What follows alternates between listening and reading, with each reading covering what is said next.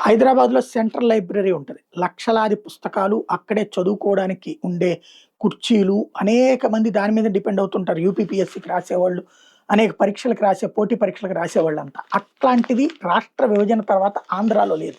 ఇప్పుడు ఆంధ్ర రాజధాని అయినటువంటి అమరావతిలో దానికి తగ్గటువంటి ప్రయత్నం చేస్తున్నారు.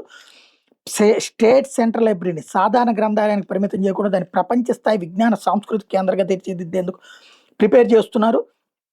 150 కోట్ల రూపాయల అంచనా వ్యయంతో నిర్మించబోతున్నారు స్టేట్ సెంట్రల్ లైబ్రరీ. ఈ నెలలోనే ప్రారంభించబోతున్నారు పనుల్ని. దీనికి అవసరమైన నిధుల్లో 100 కోట్లు దుబాయ్‌కి చెందిన రియల్ ఎస్టేట్ సంస్థ సోవా గ్రూప్ ఇవ్వబోతోంది. మిగతా 50 కోట్లని ఇతర దాతలు కార్పొరేట్ సోషల్ రెస్పాన్సిబిలిటీ కింద ఇవ్వబోతున్నారు.